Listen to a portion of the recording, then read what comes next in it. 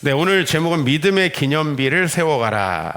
전쟁 중인데 지금 기념비를 세우는 그런 내용입니다. 좀 생뚱맞은 내용이죠.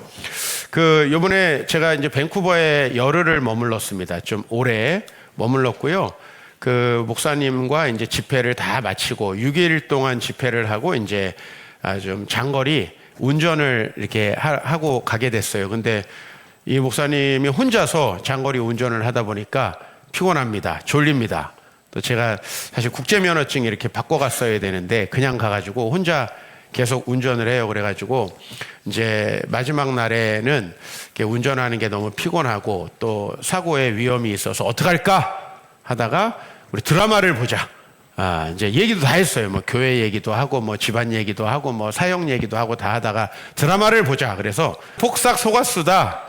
뭐 고생 많이 했다. 되게 수고했다. 뭐 이런 뜻이라며요. 그래서 이제 그 드라마를 뭐 유행했다 그래가지고 봤습니다. 첫 장면에 할머니, 할아버지에게 이렇게 사회복지사 비슷한 젊은 분이 시 쓰기를 교육하는 장면이 나옵니다. 근데 이제 할아버지들은 그냥 가만히 있어요. 할 말이 없잖아요. 우리 남자들은. 그죠? 시가 웬 말입니까? 할아버지는 이렇게 시를 못 쓰고 있는 모습도 나오고, 근데 어떤 할머니가 이제 어떻게 써야 되냐. 근데 아유 할머니 그냥 하고 싶은 말 그냥 하면 된다고 그게 시라고 이렇게 하니까 이제 시를 썼는데 그 구절이 좀 이렇습니다. 엄마 밥 줘 하지 마라. 옥심이 인생 밥 주다 다 갔네. 이제 이렇게 썼어요. 밥 줘 하지 마라 하지 말어. 이제 정확히 거기 말은 하지 말어인데 사투리로. 이 구절을 듣는데, 제가 이제 이 세상을 보는 뷰가 원래 드라마, 뭐 소설, 책이라는 게 우리에게 이제 저자 혹은 연출자의 시각으로 좀 세상을 보게 해주잖아요. 또 드라마는 주인공의 시선으로 좀 세상을 보게 해주잖아요. 그런 유익이 있잖아요. 밥 줘 하지 마라 그러는데 이제 저희 어머니가 생각나는 거예요. 제가 어렸을 때 생각해 보니까 계속 배고파 밥 줘 이 얘기만 했거든요. 사실 엄마한테. 간식이 별로 없던 시절에 사실 뭐 저도 폭삭 속았습니다. 사실 고생 저도 많이 했는데 아니 간식이 없고 그렇다 보니까 요새 뭐 여러분들 배고파 밥 줘 이런 경우 애들 별로 없잖아요. 하도 먹어대니까.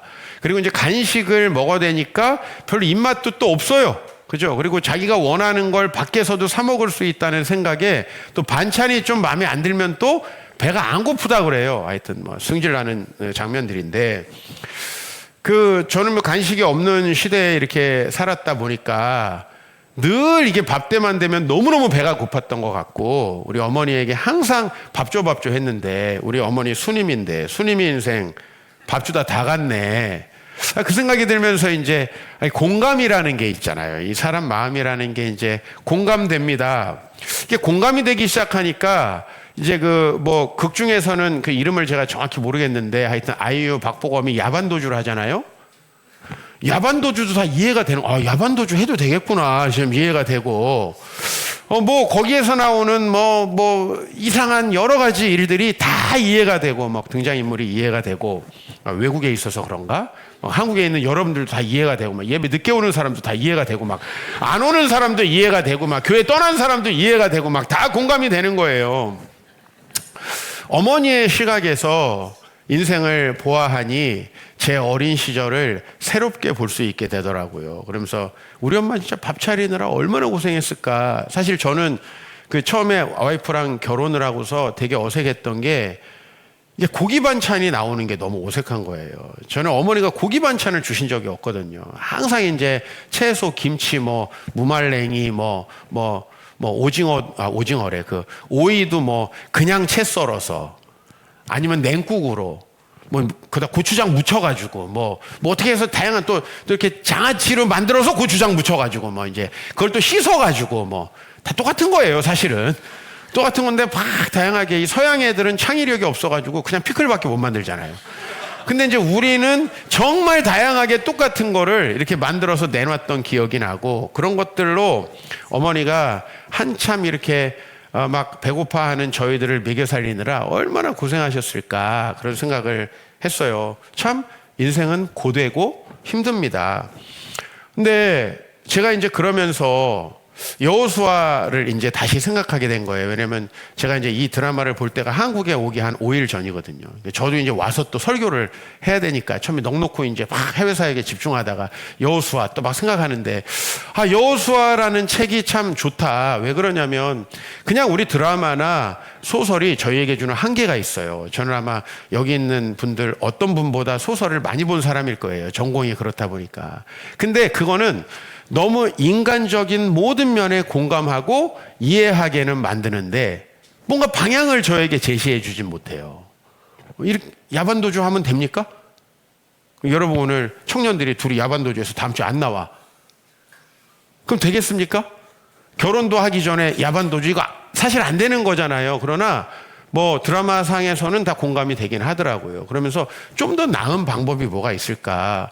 됐다 고생하고, 제가 정말 그 1화에서 그 아이유 엄마가 있잖아요.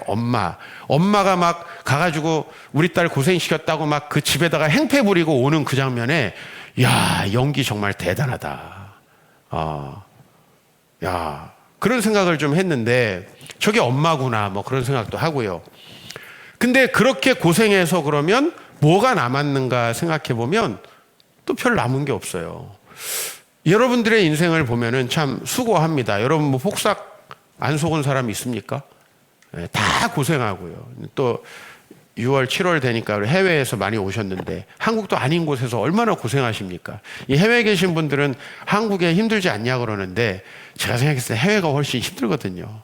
얼마나 여러 가지가 낯설고 힘든데 얼마나 고생합니까? 뭐 그게 무엇 때문인지는 다 사람들마다 조금씩 다르겠지만 사실 우리의 인생이 얼마나 힘들어요. 제가 보는 건 뭐냐면 여러분은 어떻게 안 힘들게 할까가 아니에요. 인생은 일단은 기본 디폴트 값이 힘들어요. 왜? 여러분 하나님을 떠나서 살기 때문에 뭘 해도 안 되게 돼 있어요. 근데 우리가 여호수아라는 책이 우리에게 주는 건 뭐냐면 다 힘들고 고생하고 어려운데 우리는 과연 그러면 어떻게 이 전쟁 같은 인생에서 최종적으로는 승리하는 인생, 해피엔딩으로 끝나는 인생을 살아가게 될 것인가. 그 방법을 주는 것이라, 이 여호수아가 폭삭 속았수다를 보다가 여호수아로 넘어가서 혼자 이제 막 공상의 세계, 졸리진 않고 좋더라고요. 그렇게 이제 공상의 세계를 가면서 차를 타고 왔습니다. 이 여호수아가 왜 좋으냐면 이건 하나님의 시각이에요. 제가 엄마의 시각으로 인생을 보는 거 유익합니다. 그죠? 남편이 아내의 시각으로 보는 거 유익합니다. 그러나 우리 인생은 사실 하나님의 시각으로 봐야만 답이 나옵니다.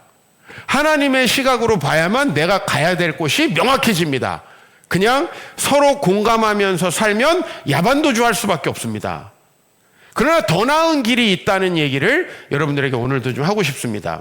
이스라엘 백성들은 지금 전쟁을 준비하고 있습니다. 여호수아 6장에서 첫 번째 전쟁이 있어요. 그럼 이제 1장부터 5장까지는 전쟁하기 전입니다. 그럼 여러분, 일반적으로 전쟁하기 전이라면 어떤 얘기가 나와야 됩니까? 우리가 이걸 성경이라고 보지 말고 이게 전쟁 스토리거든요.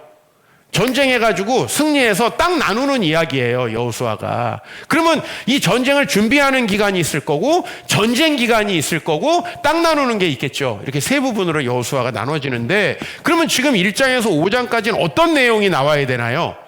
뭐 전쟁을 준비하고 무기를 만들고 뭐 전술을 짜고 뭐, 그죠? 뭐 이런 게 나와야 되잖아요. 근데 얼마나 이 혼란스러운 상황이냐면, 일단 1장에 위대한 장군, 막 우리 6.25 때 메가더 장군 같은 사람이 죽어요. 그게 모세예요. 지금까지 이스라엘에서 정말 놀라운 지도력을 가지고 한마디 하면 착착착착 움직이게 할 만한 그 놀라운 지도력을 가진 사람이 죽는다고요. 그리고 애송이 여호수아가 새로 지도자가 돼요. 여러분, 지금 중요한 전쟁을 앞두고 그동안에 40년 동안 위대하게 이 나라를 이끌었던 사람이 죽는다는 것 자체가 전쟁에 맞지 않아요.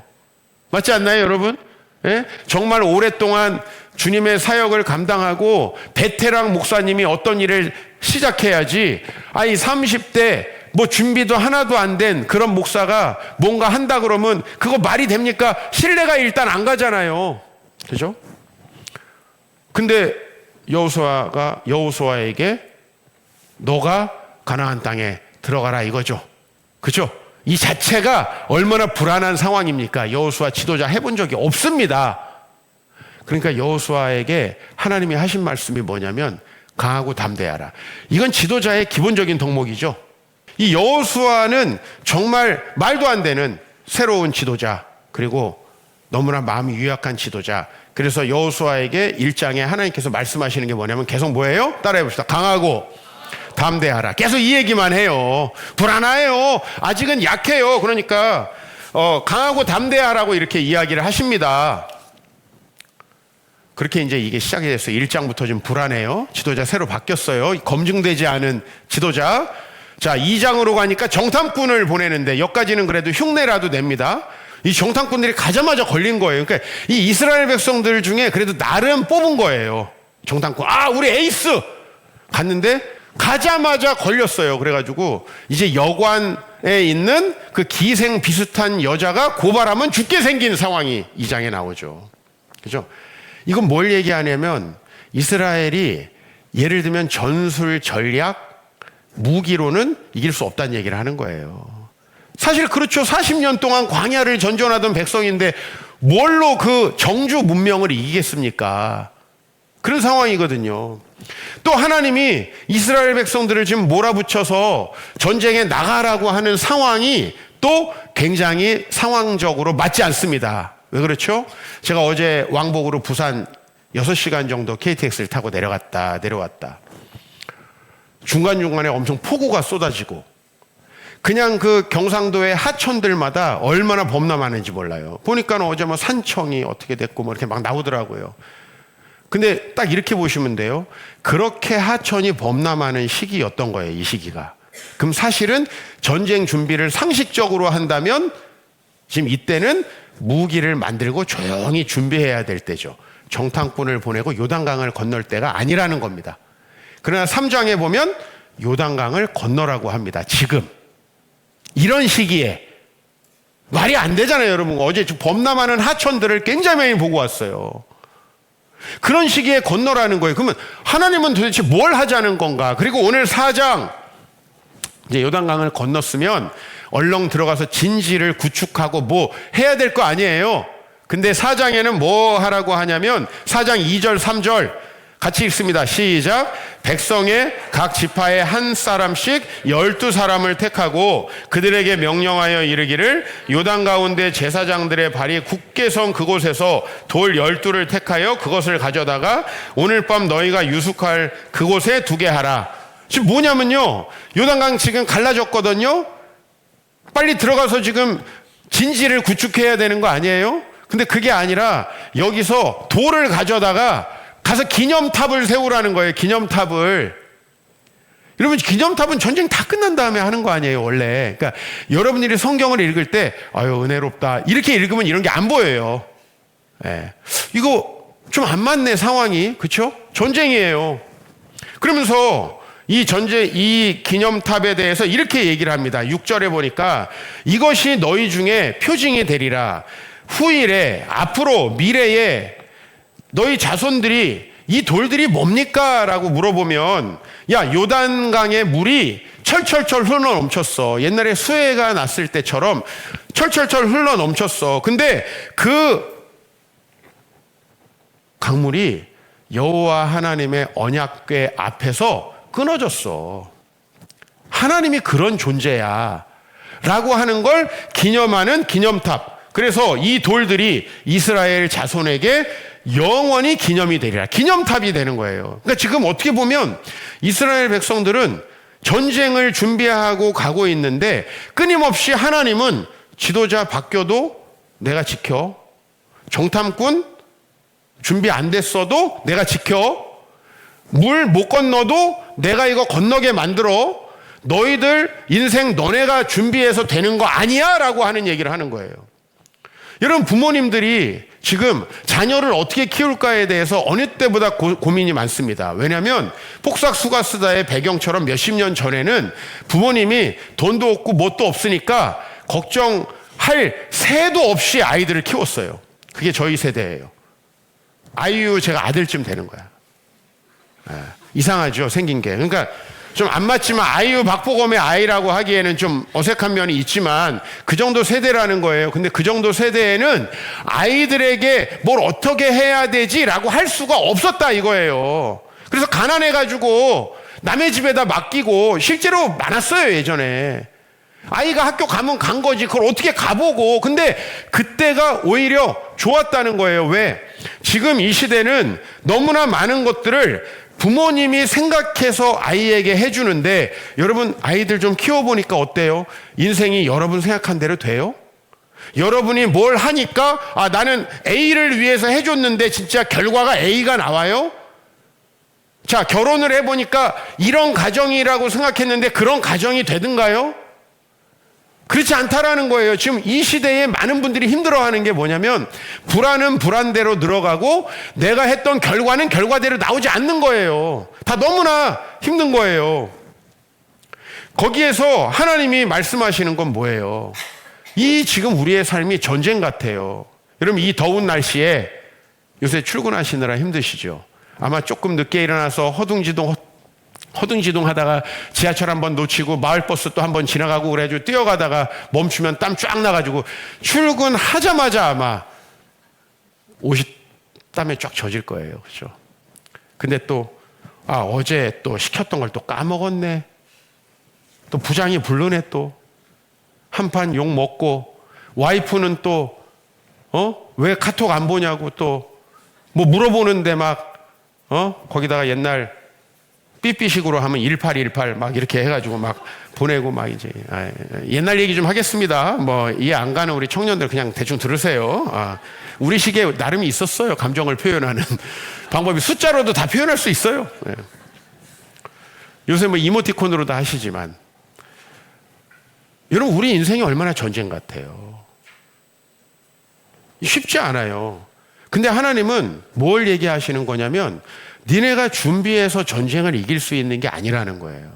여기 어느 한 분도 여러분의 인생을 위해서 준비된 분 없습니다. 아시겠어요? 내가 준비해가지고 갈 수 있는 인생이 아니더라고요. 저도 나름 열심히 준비하고 나름 살아봤는데 내 인생, 내 계획대로 되는 게 아니더라는 거예요. 너무 제가 개척을 했던 사실이 이 본문과 좀 오버랩 됐습니다. 30대 초반에 하나도 준비되지 않았던 저를 하나님께서 그 시기에 개척을 하라고 하셨습니다. 사실 이스라엘 백성들 물 넘칠 때 건너가라는 거하고 비슷해요. 어느 분도 너 준비됐으니까 그 길을 가라 이렇게 말씀하신 적이 없어요. 20년이 지나고 나니까 네가 그때 정말 잘 갔다고 목사님이 선배님들이 말씀하시는데 그 당시는 전부 다 시기가 아니다, 상황도 아니다. 제가 개척을 마음에 품었을 때 우리 시은이는 이제 막 태어나려고 하고 있고 우리 아버지는 지금 암으로 생사의 기로에 서 있고, 그죠? 저희 남동생은 의대 다녀서 제 그 월급 얼마 안 되는 걸 상당히 가져가고 있었고 뭐 모든 상황이 엉망진창이에요. 제 얼굴도 준비 안 됐어요. 요즘은 많이 준비된 것 같아요. 그때에 비하면 진짜 은혜 안 되는 얼굴. 난 초창기에 우리 교회 성도님들이 참 대단하다고 생각합니다. 그러나 우리 성도님들을 보고 내 주변 분들은 또 어떻게 걔네하고 목회를 하냐, 월세를 어떻게 내냐 매우 걱정하셨어요. 지금 이렇게 돌이켜보니까 제 전쟁 같은 시간들이었어요. 그런데 하나님 전쟁에서 원하시는 게 전쟁을 완벽하게 준비하는 게 아니더라는 거예요. 보세요. 하나님이 원하시는 건 뭐예요? 너네 전쟁 왜 나가? 너네 나 때문에 나를 위해서 하는 거지? 이거 계속 확인하는 거예요. 이 전쟁 나 위해서 하는 거지? 그 다음에 전쟁 너네가 나가면 누가 대신 싸워줘? 내가 대신 싸우는 거지? 이 얘기를 지금 계속 하고 있는 거예요. 지도자 바뀌었는데 문제 없어. 정탐꾼 금방 걸렸는데 하나님이 알아서 하시잖아요.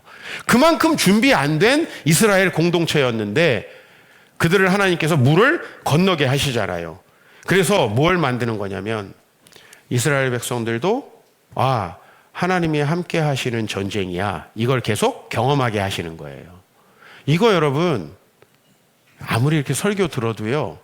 여러분 행동해 보지 않으면 아무 소용 없어요. 재정적으로 어려운데 하나님을 위해서 플렉스 해봐야 돼요. 그래야 하나님이 일하신다 이걸 아는 거예요.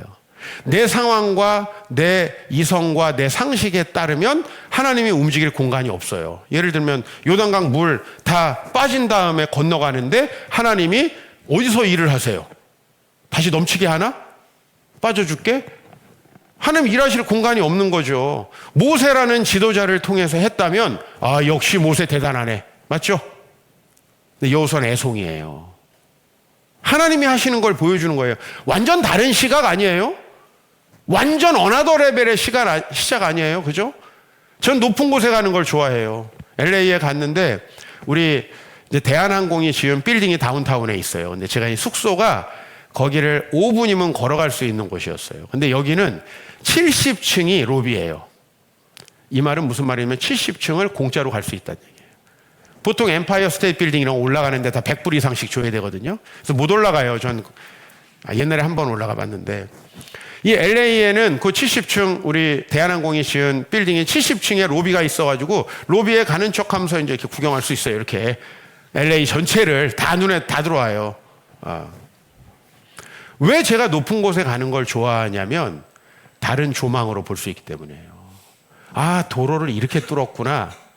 여기에 한인타운이 이렇게 있구나. 그러면 옛날에 한인 폭동 났을 때 이런 문제가 있었구나. 그죠? 비버리 힐스 좋은데 다 지키고 한인타운 쪽으로다가 그 폭도들이 가게끔 할 수밖에 없었거든요. 그런 것들이 다 보이는 거예요. 전혀 다른 뷰로 보이는 거예요. 네. 성경이라는 게 그래요. 여러분의 인생은 앞뒤 꽉 막혀 있고 전쟁터 같아요. 내가 도대체 신앙적으로 할 수 있는 거 도저히 없어 보입니다. 근데 그렇기 때문에 기념비가 안 세워지는 거죠. 내 이성과 내 판단으로 모든 걸 해버리니까 기념비가 안 세워지죠. 그런데 오늘 이 기념비를 세우니까 여호수아 4장 24절 같이 읽겠습니다. 이는 땅의 모든 백성에게 여호와의 손이 강하신 것을 알게 하며 너희가 너희 하나님 여호와를 항상 경외하게 하려 하심이라. 사실 솔직히 얘기해서 우리 자식을 위해 살면 안 되지만 우리 부모님들의 모든 관심은 자식에게 있지 않나요? 다음 세대에게 하나님은 이미 교훈하고 있는 거예요. 뭘 통해서? 통장 잔고를 통해서? 유산을 통해서 다음 세대를 키우고 있는 게 아니라 하나님을 경험한 아버지의 기념비를 세우려고 하는 거죠. 하나님을 경험한 그 아버지의 기념비. 제가 해외에 가면 그렇게 뭐 하나씩 사주세요. 그걸 여기 목양실에 모아놓다 보니까 전 세계에서 컵이랑 막 뭐 이것저것이 와 있어요. 사실은 90% 정도는 다 받은 겁니다. 전 사실 지금까지 한 번도 해외여행을 제가 계획해서 가본 적은 없어요. 이 모든 기념품 안에는 전부 다 여러분에게 2-3시간 얘기할 수 있는 스토리가 있어요. 내가 그 도시 언제 가서 어떤 교회에 어떤 사역을 했고 어떤 열매가 있었어. 이런 스토리가 다 있어요. 나중에 우리 애들이 내가 죽고 나면 우리 목양실에 와가지고 이게 쓸데없는 걸 저렇게 아빠는 돌아다니면서 사왔네. 뭐 이렇게 여행을 혼자 다 다녔어. 아마 그러진 않을 거예요. 저는 한 번도 그걸 계획해서 가본 적이 없으니까 아버지가 이렇게 다녔구나. 여기서 뭘 하셨을까. 기념비죠. 저희 아버지는 저를 위해서 그런 기념비를 세우셨어요. 저희 어렸을 때 천막을 여러 군데서 천막 치고 개척을 하셨는데 이게 요즘 같으면 말이나 됩니까? 정말 수도 없는 곳에서 살죠. 천막에는 수도, 상수도 같은 게 안 들어오니까. 그런 곳에서 살았는데 다 사라지더라고요. 다 사라지더라고요. 게다가 고등학교 때부터 학비 대주신 적이 없는데 저희 3남매, 우리 동생 저 뭐 다 석박사까지 론 한 푼도 없이 졸업했습니다. 그렇게 생각하면 여러분 되게 비현실적인 얘기라고 할 거예요. 그러나 경험한 저로서는 이거 부모님이 안 해주셔도 다 하는구나. 우리 아버지는 뭐 했냐면 그냥 전쟁을 나가라고 하니까 전쟁을 한 것뿐이에요. 근데 거기에서 필요한 것들이 있잖아요. 먹을 것도 있어야 되고 물자도 있어야 되고 전쟁 전술도 있어야 되고 그거는 하나님이 다 하신다는 거. 하나님이. 그러니까 내 힘을 빼고 내가 못 이기는데 여러분 다윗이라는 사람이 왜 믿음이 좋아요? 다윗의 첫 번째 전쟁은 골리앗과의 전쟁이었어요. 우리가 가장 말도 안 되는 시합을 다윗과 골리앗의 전쟁이라 그래요. 예를 들면 네팔과 브라질의 축구 시합. 이런 거를 다윗과 골리앗이라고 해요. 근데 다윗은 첫 번째 그 전쟁, 누가 봐도 절대 이길 수 없는 전쟁, 사울도 나가지 말라고 그랬어요, 처음에. 근데 그 전쟁에서 이겼잖아요. 그러니까 다윗이 무슨 전쟁을 두려워하겠어요. 다윗은 싸움을 잘해서 이긴 게 아니에요. 여러분, 다윗은 뭘 잘하는 사람이었냐면 악기를 잘 다루는 사람이었어요. 악기를 잘 다루는 사람들 되게 마음 야들야들하고 상처 잘 받지 않나요? 그죠? 음악하는 사람 무시하는 거 아닙니다. 그 섬세함이 있어야 사실 음악이 돼요. 지금 그렇거든요. 다윗은 맨날 수금 켜고 뭐 이런 사람이잖아요. 그 성향상으로 장군할 사람이 아니란 말이에요. 그런데 하나님 때문에 열받아서 나갔는데 자꾸 이기는 거예요. 그거를 솔로몬한테 물려주는 거예요. 다윗이 솔로몬에게 돈을 물려주면서 대장부가 되라 이렇게 얘기해요. 쉽게 말하면 사나이답게 살아라 이런 얘기예요. 아들에게. 예? 성경대로 말하면 힘써 대장부가 되라. 왜냐하면 나 전쟁할 만한 사람 아니었는데 전쟁하면서 열심히 하나님 뜻 따라 가다 보니까 하나님이 다 이기게 해주셨고 이렇게 많은 재산 남겼다. 너 이거 가지고 성전 지어라. 이거 쓸데없는 짓 하지 마. 성전 지어. 그리고 너도 하나님 따라 살아봐. 그럼 너도 엄청난 일이 있을 거야. 역사상으로 이스라엘 역사 가운데 영토 제일 넓고 제일 평화롭고 많은 나라들에게 높이 되었던 게 솔로몬 시대죠. 그죠? 그게 다윗이 줄 수 있었던 거예요. 여러분, 우리가 이렇게 전쟁 같은 삶이지만 하나님을 따라 살아가면 여러분에게 리더십이 생깁니다. 자녀들에게 리더가 되고 싶죠. 여호수아 4장 14절 시작. 그날에 여호와께서 모든 이스라엘의 목전에서 여호수아를 크게 하심에 이제 비로소 리더십이 생기는 겁니다. 리더십이 대통령 됐다고 리더십이 생기는 거 아니죠. 정말 지혜롭게 정말 국가를 위해서 정책을 했을 때 리더십이 생기고 후대에 평가받는 거 아니겠습니까? 목회를 하면서 정말 부담스러운 경험이 있어요. 지금 우리 교회 다니시는 분은 아니지만 전라북도에서 지금 교수 생활 하시느라 우리 교회 이제 온라인으로만 말씀 듣는 우리 주재우 집사라고 있습니다. 그죠? 추천 개척 멤버인데 한 번은 주재우 집사 이런 얘기를 하더라고요. 목사님, 저는 예전에 우리 예수님을 믿고 이제 항상 예수님이라면 어떻게 하실까 어떤 상황에 고민되는 순간이 생겼을 때 이렇게 생각했는데 이제 목사님 만나고 나서 항상 목사님이라면 이 상황에 어떻게 할까 그걸 생각한다는 거예요. 그게 리더잖아요. 우리 엄마 아빠 어떻게 했어? 걱정되고 염려돼가지고 맨날 술 마셨어. 이렇게 하면 여러분 안 되잖아요, 솔직히. 왜냐면 그거는 기념비가 너무 없는 거예요. 아이가 그냥 자기의 삶을 또 답습할 가능성이 있어요. 근데 여러분들, 여호수아가 왜 지도력이 생겼냐면은 자, 하나님이 하라고 한 대로 모세가 죽었는데 지도자가 돼요. 정탐꾼 보내요. 요단강을 건넜어요. 이제 그 기념탑을 세우고 있는 거예요. 그 기념탑을 세우는데 여호수아가 그 과정을 보니까 많은 사람들이 아, 여호수아처럼 따라가면 되겠구나. 살아도 되겠구나. 사실 목사로서 굉장히 부담스러운 부분들이 그거예요. 사실 우리가 예수님을 닮자? 그건 너무 멀고 우리 소그룹 리더분들 더 기도하시고 더 본을 보이셔야 됩니다. 그럼 왜 그러냐면 위선적이 되라는 게 아니고 그게 여러분 잘 되는 길이고 더 기도하셔야 됩니다. 그게 여러분 잘 되는 길이고 그게 또 다른 사람들한테 이정표가 된다는 거죠. 그게 여러분 지도력이 되는 거예요. 목사님, 소그룹원들이 절 잘 안 따라요. 모든 종류의 지도력은 그래요. 목사님들은 정말 리더십에 많은 어려움을 호소하세요, 저에게. 목사님, 제가 선교하고 싶은데 성도님들이 아무도 선교를 안 나가려고 합니다. 여기서 우리는 뭘 보죠? 리더십의 부재를 보죠. 그 교회 안에 기념비가 없다는 거예요. 아, 이렇게 했었는데 됐었어. 이렇게 했더니 하나님이 도와주셨어. 이 기념비가 없으니까요. 저는 개척하신 아버지를 통해서 그런 기념비를 많이 봤습니다. 그래서 이제 여호수아 4장 20절에 요단강에서 가져온 돌을 길갈에 세웁니다. 그랬더니 벌써 애들은 지금 모르잖아요. 시츄에이션이 어떤지 모르잖아요. 그죠? 근데 요단강을 건너서 애들은 자다가 건넜고 막 이랬겠죠? 근데 그 아이들이 근데 아빠 이거 돌이 뭐야? 라고 물어봐요. 근데 20장 22절에 이렇게 돼 있어요. 이스라엘이 마른 땅을 밟고 이동강 건넜어. 언제요? 이 수해가 난 상황 속에서, 이 물난리가 난 상황 속에서. 여러분, 하나님의 말씀을 따라 산다는 건 여러분이 믿음의 기념비를 세워가는 거예요. 아이들은 그걸 보고 성장하는 거예요. 아니, 저는 오늘 아침에 그렇게 기도했습니다. 우리 교회는 아버지, 어머니 안 계신 분도 있고, 그죠? 또 고아로 입양된 자녀들도 있잖아요. 이렇게 기도했습니다. 그 아이들에게 우리 주님이 아버지 되어달라고. 또 우리 교회에는 부모님이 신앙에 본을 보이지 못하는 부모님들도 계십니다. 하나님께서 특별한 은혜를 달라고 기도했습니다. 그러나 더 좋은 방법은 뭡니까? 우리가 그 기념비를 세워가는 거 아니겠습니까? 우리 자녀들에게, 그리고 여러분의 소그룹원들에게, 여러분들이 만나고 있는 여러 이웃들에게 그 기념비를 세워야 되지 않겠습니까? 여러분들 믿음의 기념비를 세워가시기 바랍니다. 그것은 여러분의 상식을 초월해야만 반드시 생기는 거예요. 하나님의 말씀대로 가야만 생기는 거예요. 그래야만 그 기념비가 돼서 또 다른 사람들이 그 길을 따라온다라는 거죠. 인생은 전쟁 같습니다. 여러분만 힘들다고 생각하는데 목회하는 저도 쉽지 않고요. 여러분 모두가 아마 비슷한 정도로 굉장히 전쟁 같은 삶을 살 거예요.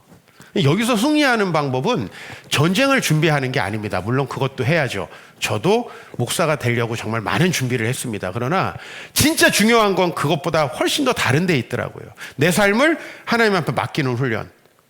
하나님께서 가라고 하시는 길을 그냥 가보는 훈련. 거기에서 이제 여러분의 마음에 기념비가 쌓이기 시작해요. 처음에는 아이들이 그걸 따라다니면서 힘들어할 수도 있어요. 왜 이렇게 교회에 데리고 오나 힘들어할 수도 있어요. 그런데 그 아이들이 이렇게 해도 사라지네? 이렇게 해도 아무 문제가 없네? 아니 이렇게 더 좋네? 이걸 경험을 해야 또 다른 삶을 살아갈 수 있게 되겠죠? 우리 주저하지 말고 좀 위험을 감수하시길 바랍니다. 그리고 여러분, 성령의 전신갑주를 입기 위해서 말씀 보고 기도하는 거, 이거 항상 기본입니다. 이거 안 하면 사단의 유혹에 맨날 집니다. 전쟁에서 패배합니다. 끝으로 너희가 주 안에서와 그 힘의 능력으로 강건하여지고 마귀의 관계를 능히 대적하기 위하여 하나님의 전신갑주를 입으라. 저는 여러분이 클라이밍, 에베레스트 등반 이런 거 안 했으면 좋겠습니다. 왜 그런 위험한 거에다가 인생을 겁니까? 그런데요, 하나님을 위해서는 좀 위험을 감수해 보셨으면 좋겠어요.